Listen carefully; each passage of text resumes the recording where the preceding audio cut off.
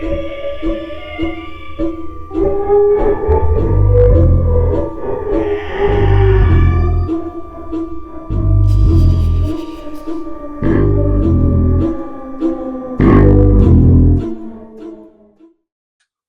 to the first episode of the Finding My Line podcast, where I interviewed the two co-directors of the last video store film created in 2024, Cody Kennedy and Tim Rutherford, and the main star of the film, Kevin Martin.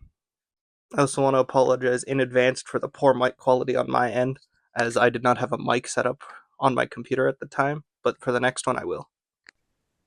First of all, thank you guys for coming. This is the first episode of the Finding My Line podcast, and I'm excited to interview you guys about the movie you guys made 2 years ago now? 3 years 3 years ago was when it filmed? Well, we made it, and then it came out 2 years ago. Okay, so 2 years ago it came out, 3 years ago it was made. That's right. I guess, first of all, is where you guys started before that to talk about. So we started as like a group of friends. Cody and I went to high school together. We met in grade 10 English class, basically day one. We realized that we both had like a similar love of like anime and movies. And I was in the drama program. Cody was trying to be a jock, but I was like, no, come over to the drama program. And eventually we're just like, but theater's just not really cutting it. So then we started making movies in high school. And, this is back in the early 2000s. So we're kind of at the cusp of that digital kind of era where we're still on like what are those called? Like SD card. The mini DVs and stuff. And we're just like, we're shooting on this kind of HVX, these old the HVX. Cameras. That's right. Yeah. And then, an Adobe had kind of like come into full swing in that like kind of digital era where all of a sudden like, everybody has access and an outlet, and things like YouTube are burgeoning at this point. So Cody and I just kind of really like sank our teeth into this throughout high school. And then as high school ended, we kind of drifted a little further apart until eventually we're both kind of like, what are we doing like in the real world? We want to make movies. So when we got back together and got a bunch more of our friends into it and started making short films, we came across the now defunct Edmonton Film Festival that was being run by Kevin Martin and Derek Clayton. They kept having these short film contests as a part of their screenings. So we kept entering.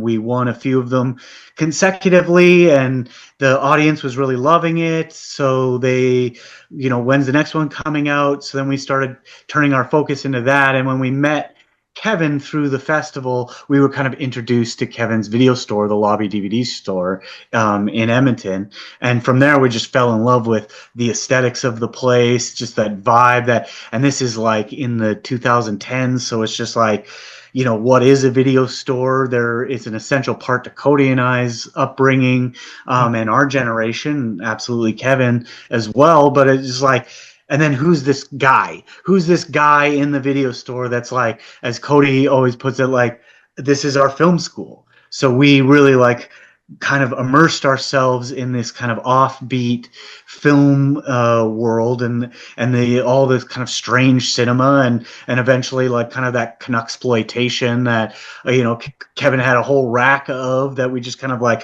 how do we become a part of this, like, this idea, this zeitgeist of like kind of B movies. And from there, we just started making short films about Kevin.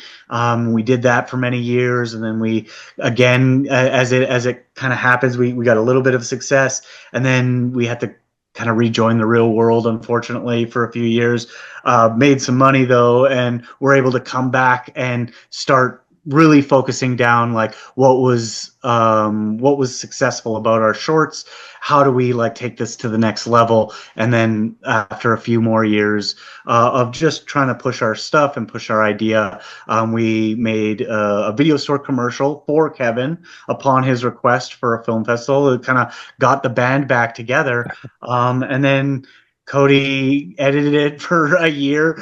Kevin never really got his commercial, but we did get into South by Southwest in 2019, which kind of opened up a lot of doors for especially Canadian filmmakers. We were able to get to the Frontiers film market in Montreal, where we were able to pitch The Last Video Store. And then a few more years after that, we got the funding and finally made the film. Yeah, that's awesome. And the film's great too. I've watched it twice now. Oh, thanks. Thanks, man. Appreciate it. Do you have anything to add to that, Cody? Or did he get it I all? mean, Tim pretty much gave us a really concise, truncated version. We could add a little bit, pepper some things in if we want. I know, Kevin, maybe you got a few things you want to pepper in or not, but Yeah. Tim did good, but from my older perspective of being the video, yeah, basically how Tim said it is how it went. They kept winning at the film festivals with all the shorts we're making, and we couldn't afford to give them any good prizes. So I'm like, well, come to the video store and grab some movies. I can afford free rentals. Yeah, I mean, like maybe real quick with the shorts, it started off more of as a goof, like because we did monthly movie screenings here at Edmonton. So it started off whatever movie we were showing, we would kind of do a satire of it in the video store, whether it was Army of Darkness or Poltergeist or Battle Royale or something like that. But then eventually it was like, well, maybe we do something original, like about the store itself. And in 2011 or 12, we had the theory that, well, obviously the villain is going to be a Netflix kind of thing. So it was Netflix and his gang of fuck up my store. So, which I thought was pretty funny. Maybe too on the nose though, if you're looking back. But and then it's meant to be friends doing friends stuff. But at the same time, I was booking movies for the Edmonton Film Festival here. So I go to Montreal every year to pick out movies to bring to Edmonton. And I got to know some of the guys there, Mitch Davis, who runs the film festival out there. So when we shot the Last Video Store short film in 2013, this is where I guess it comes in handy where, like, instead of having to go through all the protocols of getting your short film submitted and pay this, I literally, if I remember, and the boys, I sent it to Mitch personally, and he got back to me 10 minutes later. Like, I was working at the bar, and I was like, yep, you guys are in. I'm like, just like that? He's like, yep, no problem. I loved it. It's great. Perfect. And going to Montreal, our short Last Video Store was playing at midnight in front of a screening of Samurai Cop. And we're like, who's going to be there for that?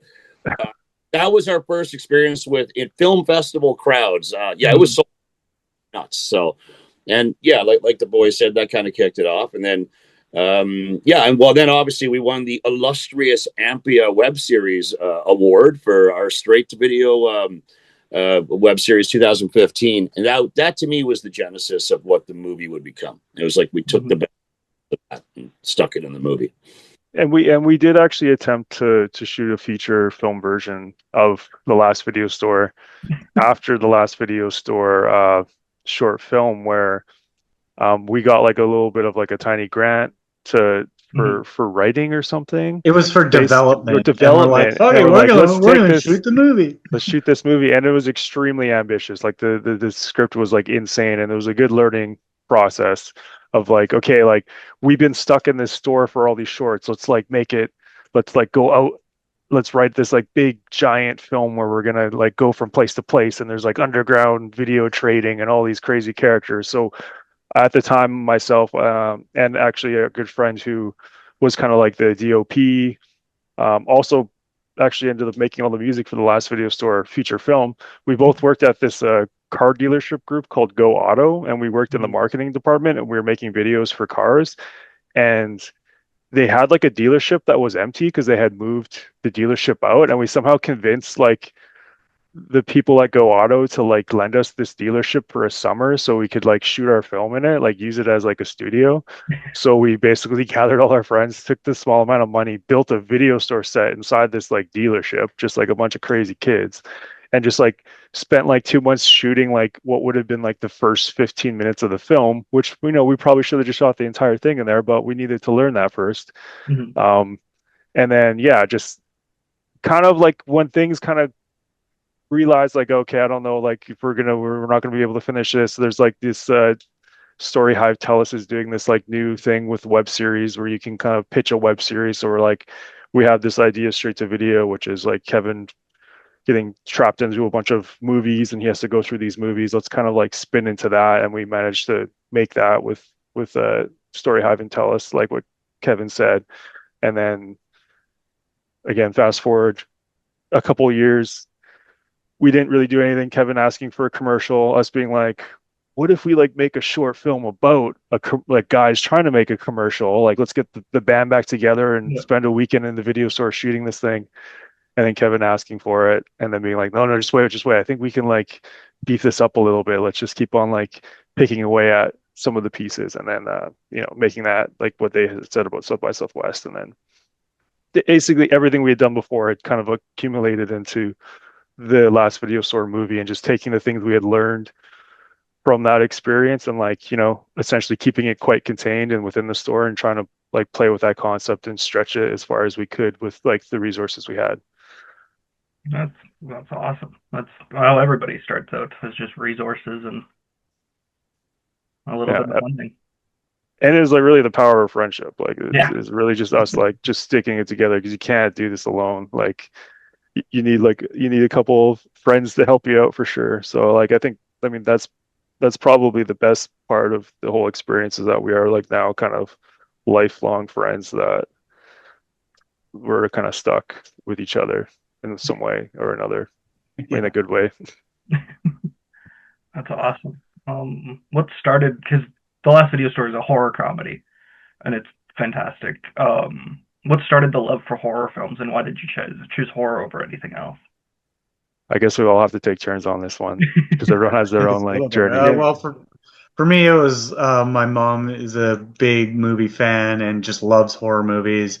So I was introduced probably a little too young. My like childhood bedroom, like I could see the living room, but the living room can't see me. So I would just like poke my head out and just spend nights watching horror movies while my parents were watching them. And I just kind of like fell in love with that, like just the intensity, the tension, and the horror, and the suspense of, are they gonna make it? And then it like burgeoned into the love of like monsters themselves, and just like this, like the concepts and the narrative constructs of monsters, and it goes so deep. And then even just like the special effects was like the big draw when I was like really young, and in that like high school theater space, I was just really drawn to the like special effects and people like Alec Gillis and Tom Woodruff, and the Tom Savinis of the world and the Stan Winstons,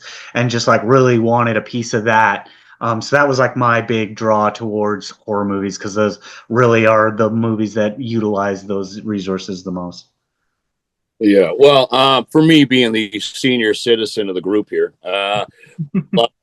was obvious. I mean, being a kid in the early '80s, it was an era where, Dad had to decide: do we buy a VCR, or do we got a second car for the family? Because that's how much they were back then. And this was the era of the mom and pop video stores, and my old man wasn't around that much, so he's like, "Son, this is a video store card. That's your babysitter, basically." So this was back in the day where, 8-year-old me could walk out with Dawn of the Dead and Texas Chainsaw Massacre, and nobody blinked it. And these were the kind of really like smashed together indie video stores, like at gas stations and stuff, where you'd find the really obscure exploitation cinema. And but yeah, back in the early '80s, I mean, you would challenge yourself as a kid and go in the horror movie section, and no internet back then. All we had was the covers to judge from. And one day I'm going to have the courage to watch like Maniac, because, like you look at that cover, it was so scary, or Driller Killer or whatever. And then it just became almost like a badge of honor, leveling up every time, And, if you were a horror movie kid in the '80s and you discovered your first issue of Fangora magazine, like that, you were off to the races, and you dive in and get all the nerdy information. So, like in the end, the video stores got me in the horror movies, and then you just expanded upon that. And what a glorious decade to get into horror movies was the '80s, because no kid wanted to grow up and be a writer or a director or an actor. It's like Tim was alluding to. You wanted to be the monster builders. You wanted to make all the goopy effects, you know? So Doc's getting older, but growing up in that era of cinema, that anybody would be a horror movie fan if they found it, like especially as a, excitable young child. So, and no looking back to that, baby love. No looking back. Very similar. Similar experience. I think going to the video store like really young, being able to rent movies that you weren't really supposed to rent at that time. But there was also like always like Aliens was a big one. Like definitely rented that a lot. Scared the shit out of me. But they would make toys too based on like super R-rated movies. So like you have Aliens and Terminator and all this, and then you'd have the toys and you'd want to buy the toys, so you'd have to watch the movie, and it was like a very distinct, like at that time at least, like Terminator and Aliens was pretty hardcore and like not made for, you know, kids, but then you'd have toys of them. So I remember RoboCop 2 like freaked me out. I remember that like seeing like that character's like brain put into a robot body at the time just totally like fried my young brain, I guess in a way. It just like, and then something about that, I guess you kind of get hooked to that, wanting to like, get scared and stuff like that. And just renting and renting like Evil Dead 2 and some of the Friday the 13th with like, my brother and a friend or something, and we're just like watching it in the basement. You have like a weekend to watch the movies until you got to return them the next week. So there's something kind of nice about like having those like physical copies of movies, even if they were kind of trash, because you would have to basically, you put more worth to it on it than maybe we may find now, just because of the amount of things that you can kind of just skip through and stuff, but you just kind of like committed to watching these movies. Puppet Master too, that was definitely a cover that shout out, like, yeah, just was awesome and freaked me out as well. Nice. I hate to do this, but I'm gonna relaunch the meeting because it is limited time. Oh, okay, yeah, no worries. So we can continue the chat after, but those are great. Okay. So basically everything that you referenced is referenced in the movie you made as well. Like Aliens, Friday the 13th is referenced. All of these are referenced in the movie itself, which is so much fun. Yeah. And you guys kind of touched on this, but what was the original idea of the last video store? Like, did it just come from that network of knowing the video store and then coming from there? Yeah, I mean, the original idea, I mean, it definitely spawned. It's from all the shorts and kind of like, because that, like what Kevin said, when we were doing these short films, they were doing these screenings and we were making our own versions of these movies in the video store. Be it like, Army of Darkness and Battle Royale and all this stuff. So as I was trying to find like the story, like what's the story that we can kind of inject into there, and like, with like this bygone era, and how do we try to touch on that the best we can, just to pay homage to the video store, as we all like have very fond memories of the video store, and just and Kevin's video store as well, because we both like to every time we would shoot short films in the video store, we'd always leave with rentals as well. But yeah, I don't know, what do you guys having to buy the ones that we broke, because that was but like a lot of it is like rooted in Kevin and the video store, and like Cody and I shared love of movies and our desire to make movies hopefully to the level of love that a lot of cult films that we fell in love with growing up. How do we make something like that, and just kind of knowing Kevin as the character that we portray him as and the character he is in real life, how well loved he was. It was like an obvious step to kind of focus in on the video store, but it was important to us that not only just like kind of satirize and kind of pay homage to the movies that we love, the movies that made the video stores what they were as a cultural staple here in North America and in a lot of the world. The like we needed to capture not just the like feeling of what it's like to be in the video store, the like endless options, the like weird guy that's just like too into it, that's always there to like push you in a little direction. And we're like, well, I think let's like focus on that, because that's something that the new generations won't have. You know, you'll have your letterboxes and what have you. You'll have your IMDb's to like read reviews, but it's not the same as like listening to this guy just like rant about something he's really passionate about, even if you're not really like into that, and how that like kind of interaction would be lacking in a world without video stores. And how do we like capture that kind of magic and feeling.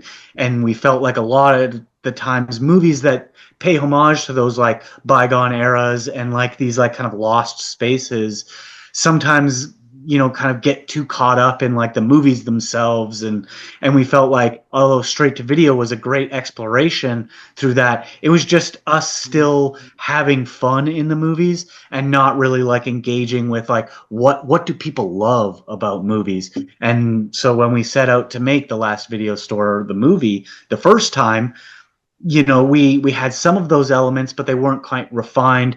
Then we made the web series, which really like refined, okay, what do we love about these movies and how do we highlight that, and how do we throw our friend into that mess. And then when the feature came along, it's just like, okay, let's like get rid of all the excess and keep ourselves inside the video store. We're on a very small budget, you know, under $500,000. How do we make this work with all of these different elements without having it, you know, kind of come across as too flimsy and too cheap?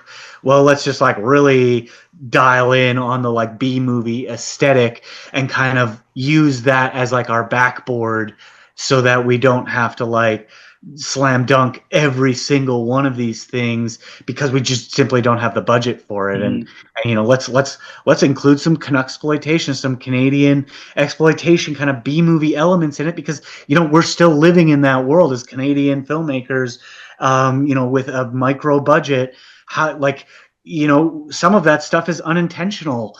You know, Buddy's head, yeah, like we can't afford 3 props, so let's just like focus on that, like, because that's a real world problem we're having. We're gonna have to rewrite this script to include that. Like, how do we feel about that? Like, that sucks. Like, oh, these cheap bastards won't pay for another head. Like, our special effects guys took it with them because we can't afford to buy it off of them. We're just renting it. So it's just like, okay, well, we'll just make this crappier one. Or, well, I mean, it wasn't that crappy, actually. It was a pretty decent head, but it was lent to us by a fellow Canadian filmmaker, Steve Kostansky, who helped out quite a great deal on the short.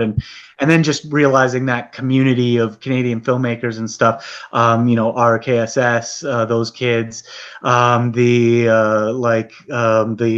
Astron 6 guys, yeah, obviously like rife throughout a bunch of our projects. We're in a bunch of their projects. And just like understanding that the video store and these B movies were more than just like a fun idea and like something that was important to our childhood. It is still like an existing and a living, breathing community that's, you know, building, you know, the film landscape for our culture and our country. That's And that one tiny little thing about kind of like the also like Robert Rodriguez, he had a book called Rebel Without a Crew back in the day, and something I read, and it's something that we were also kind of, I think in the very early stages of it, it was kind of like you kind of, he's like, take what do you have, like try to find what you have in front of you and like use that to make like a project. And that's kind of like what happened with us. Okay, we got the video store, we have Kevin in like the very early stages, and it's like, okay, well, we have these things already, let's keep utilizing that. And then like what Tim said, you know, we were able to turn it into something much bigger. But like as like young filmmakers, it's always, I think it's good to just like, what do you have that could be an interesting story in front of you that you don't have to, like, you know. And then we had Kevin in the video store, and then we leaned into that.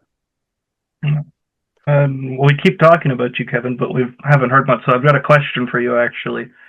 Was it always in the cards to act as yourself in a movie and be in your actual position as a owner of a video store? No, and no at all. I was grew up loving video stores and these kind of movies, and then with no real path, no real future, would do what every young man does: work in the for a long time.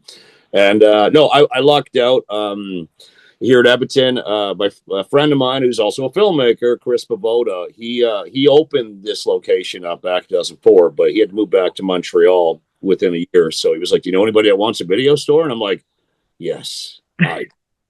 So took out a loan and this is like 2005. I've had the shop for 21 years now, and Blockbuster, everybody was still around. So I'm like, well, that's it. I'm just going to be like the craziest video store. I'm going to go anti-Blockbuster. So you come to me for Cannibal Holocaust and Faces of Death, right?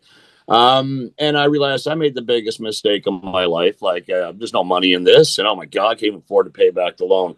But all their video stores collapsed, and time moved on. What I have never made of money here, I've made in what they call cultural commodity, where I would never have met Tim and Cody and Josh if it wasn't for the store. I wouldn't have met my buddies at when we created the film festival, where we met Tim and Cody. So it all came together for that very reason. And now the store has become part of the community because it works in this part of Edmonton with the bars and the university there. I mean, kids are loving it. As far as the acting part goes, though, no. In fact, when the guys told me they got the money, like a small amount of money to make the movie, I was like 50-50 expecting like, yeah, Cap, the only catch is, they got this person in mind to play you. And I would have been, that's totally cool, right? Because I knew we weren't going to shoot the movie in my real store. It was going to be shot in Ontario. Mm-hmm. And, it's their first big feature movie. And I'm like, maybe they would have been better off going off with a veteran actor like that. A day-to-day. And, these guys know I'm not a morning person, so getting up at 6 a.m. every day, getting to the set was tedious. But, so yeah, I mean, you have to pinch yourself sometimes. I'm like, wow, I'm like 47 years old at the time, and I'm on a movie set in Ontario and being directed by my best friends. This is really fucking weird, man. And, and I always say the biggest difference was making all the shorts in my real store with the guys. It was just like 6-7 of us. Everybody knew everybody. There was no like schedule and you do this and you do that, hold this light.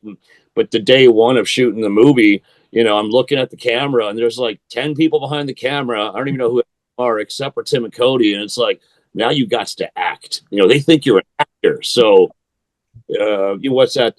Impersonator syndrome kicked in big, but in the end, it worked out. And it was cool because the crew that didn't know us, they were all Ontario crew, the lighting guys and everything. Once they found out that, like, oh, man, like these guys have been buddies for years, and this guy actually has a video store. Like, that's kind of the weird big story.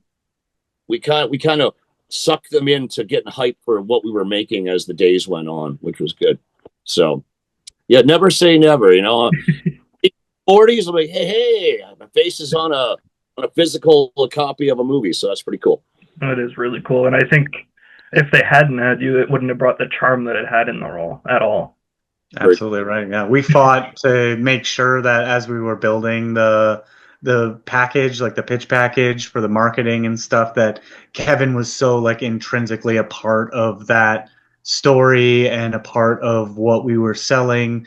And it takes years and years and years to get these kinds of projects off the ground. Mm-hmm. But we were really adamant about it. Like, unless, there's no other choice, like Kevin has to be a part of that. And just based on the success and the feedback that we received from the movie, it's just like, that was 100% the right ideas. Like Kevin said, or Cody said, like, use what you got in front of you. And when you meet the energy of Kevin in his store, and it's like, that was, we need to capture that. Any actor we bring in is going to have to like go and live with Kevin for, a few days in order to like get what we're trying to get at. And this guy's got it all natural. So like, and I personally think Kevin is a fantastic actor. He's got a natural inkling to it.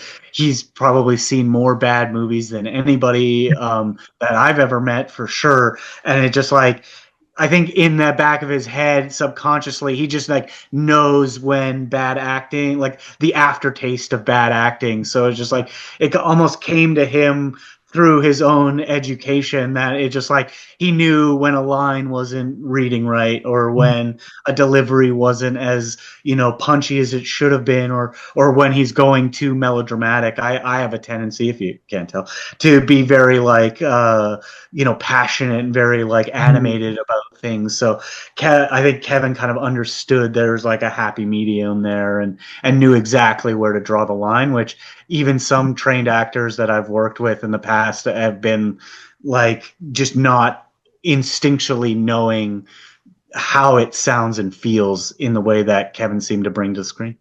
Yeah, absolutely. What would be your like something you would say to people that are up and coming right now? Just some inspiration. Just find the genre that you love and double down. Like don't try to concern yourself too much with what exactly is popular and hot right now.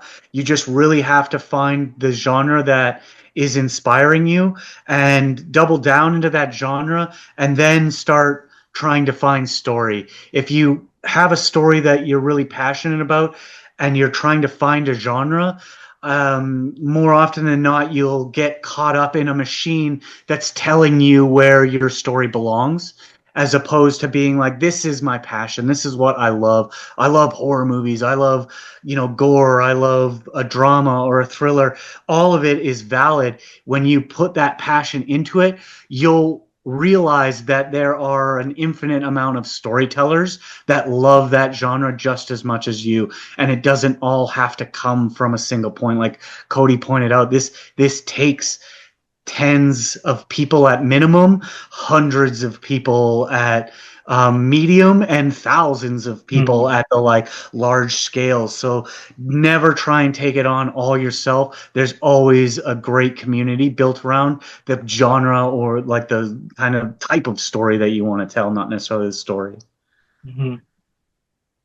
Yeah, don't overthink. I guess I would say would be don't overthink it. Because with us, we were just like, we had like plans for making all these other things. We're like, oh, this is like the real one. This is the serious thing. It's like, okay, well, we're gonna do the other video store short. So it just kind of like it would just kind of flow, and you just like we weren't overthinking it. We were just having fun, and that kind of turned into, something. And we would just try to learn, and every single time was like, how do we, make this a little bit better this way or that, without trying to like, because it's easy to kind of put a block in front of yourself by just, it just has to be the most perfect thing ever. And I need to like, you just got to go make it. Because a lot of the fun ideas that we would have sometimes would happen while we were shooting it, and how we would have to like 180 and change it because like, oh, this didn't work this way. So like we're sitting there at like 3 a.m. like, how do we figure out how to end this short film because we can't do it the way we want it to do? And then we would just, it's kind of like the magic of just kind of being in the moment. And maybe that happens when you're a little bit younger.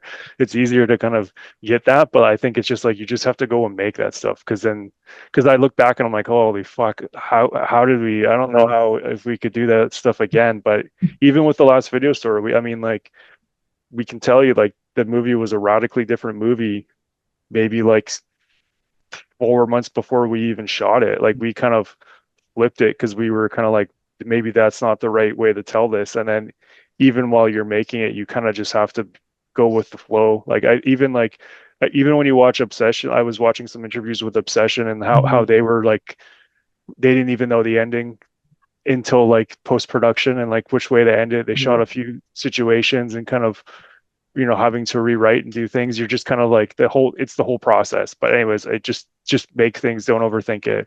You got to fail a bunch in the beginning and then just like learn from that. Yeah, it's like Cody said, yeah, just go roll with the punches, like you said. I mean, if we would have went with the original idea of the last video store, the movie would have ended with like a kaiju monster going downtown. Fighting the video store would turn to a robot as well, and I get sucked into a VCR, and like from where it was to where it came, I mean, maybe we would have had a couple 100 million, sure, why not? But and then of course, don't be too 100% tight on the script that you wrote. And in fact, if you think you've written a great script, write it again. And you think now it's better, write it again. Keep, I think we went like probably, I don't know, I think like 30, 40 drafts and what you saw was, again, not the movie. And then you have to like Tim and Cody having two directors was helpful because they could work together and make like split minute decisions on the set, even though the time is ticking. That whole the scene about where I'm describing the cursed tape, and I'm like, I think I know what it is. That was literally made up that day. Like really? It was just like, maybe we're overthinking this, guys. We'll just say you put it in and bad things happen. People don't need explanations with B movies, I think worked out pretty well. But again, that's because everybody just, instead of getting frustrated, everybody just took a deep breath, like, okay, we can fix this. And yeah, so that was on the spot. So, but just in the end, love what you do. Just love what doing it. And most importantly, and I'm talking like a man who just turned 50 now, looking back, and I'm like, appreciate the moments you have to work. Making a movie or project, that's one thing. Making one with the people you consider your friends and your family, that's far more important because whether it turned out great or not, years later, you'll look back and reflect on like the people that were involved and the chaos, but you'll look back at it with a smile. So if you're lucky enough to make a project, and even luckier enough to make a project with friends and family, and the luckiest enough to have a project that you actually like, you nailed it. Unless that'd be the fourth level, but yeah. Then you get paid. That's the gold pot at the end of the rainbow of like love and passion and joy for sure. But we're still waiting. But like, so that's the other thing is like, not everybody's going to come out of the gate with like obsession and stuff like that. Like try not to, you can take all these inspirations, you can take the James Camerons and the Ridley Scotts and all these people that like build up your passion and your love, but like don't get caught into the comparing machine, because it's just like you're not in that same moment in time to get lucky. And that's more often than not when you read these like biographies and stuff, it was just someone's just in the right place at the right time, putting in a lot of hard work. And the hard work is the lesson to take away from it, not the like, I'm going to have a breakout first smash hit, when it's just like, when you really look at it, it's just like, yeah, James Cameron, might be God out here in the like 80s, but like he had put in decades of failing and working within the industry and fueled his passion to put himself in the right place at the right time, and he was just one of the lucky few that was in that position to expand and explore his ideas and stuff. And they just so happen to be brilliant. And there's a lot of people that catch their first break and never see anything ever again, because they just for whatever reason, unlucky or otherwise, can't catch a break. And it is a very fast moving industry. So you just got to do your best to try and keep up. And as I pointed out, like sometimes that means like years of real life in between projects, and not to lose that passion and love. When your project doesn't go the place you thought it might deserve. If there was video stores still everywhere around the world, our movie might be even more popular, but the context of it wouldn't hit as hard. So he's just like, would we still have our audience? Like it's an unknowable thing. So to all the young filmmakers out there, just don't stop. It's a long game for sure. You just got to keep going. Like us, we have things that we're working on, and you just never stop. And you do need, sometimes, like Tim said, you just need to like, maybe there's periods of like ebb where you're just like experiencing life a bit. But like, if that's what you want to do, you just have to play the long game, and you have to just like, look, you can't, there's no like skipping from A to B unless, again, you get like really lucky, which is fine, but it doesn't matter. Just play the long game and just keep making shit. And a big thing about my podcast is finding what scares me. So I want to ask, what scares you guys?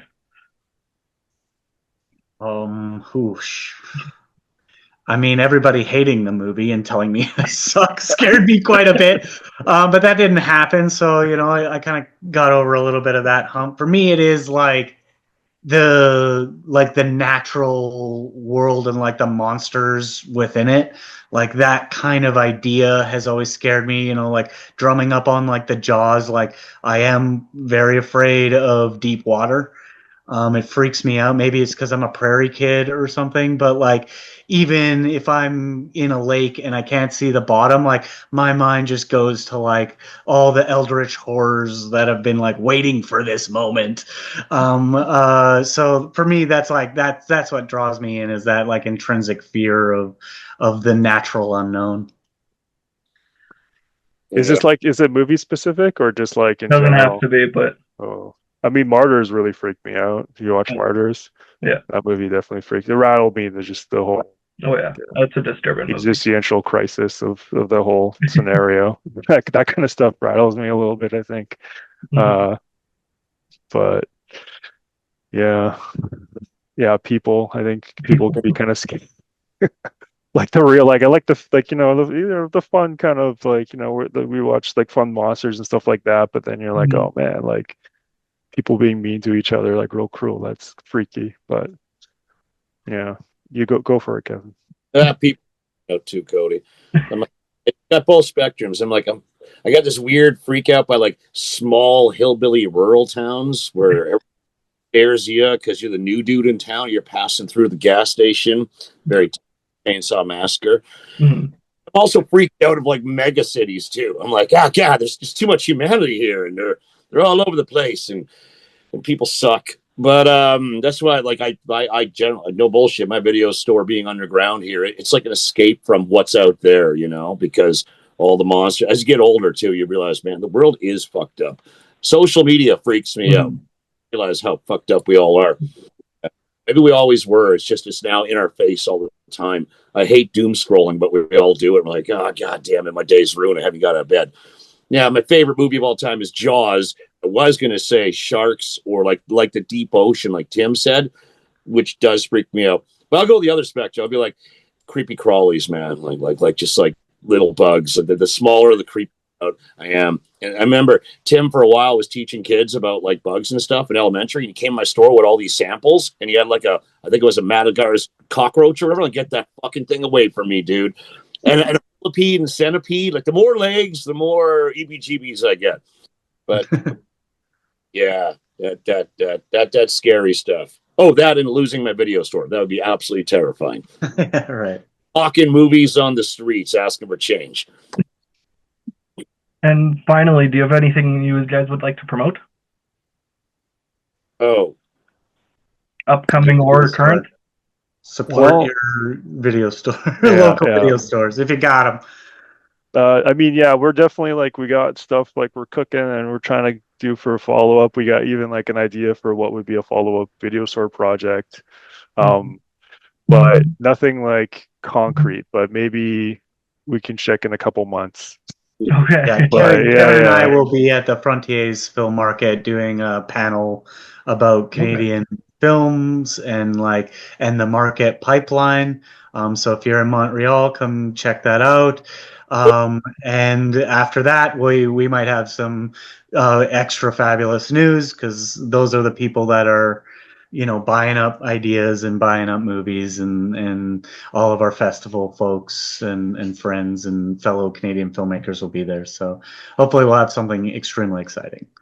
Yeah. And for me, hey, if you're ever in Edmonton, Canada, and you're passing through, come visit the video store. If I'm not making a movie, I can recommend you a movie. So, come back to the time of innocence. It's like a time warp down here. And yes, I'm just like the guy in the movie. I'll talk this shit out of you. And you will also sell a copy of the last video store, because you are moving a lot of copies through your store, which is great. About 1,100 units now through the store alone. That's like so awesome. Yeah. Well, thank you guys so much. This was great. I was excited that you guys responded so quick to the first email, and yeah, I hope we can keep in touch in the future. Yeah, hopefully more exciting stuff to talk about. Yeah. Yeah, absolutely, Marcus. And thanks for reaching out. It was a pleasure. And we're glad to be a part of your project, and definitely keep us, let us know how things go. And if you have personal projects that you're working on, always up Yeah. to here, give feedback or whatever we can do. So Thank you all for watching. The last video store is available on YouTube and Amazon Prime with a subscription for anyone to watch right now.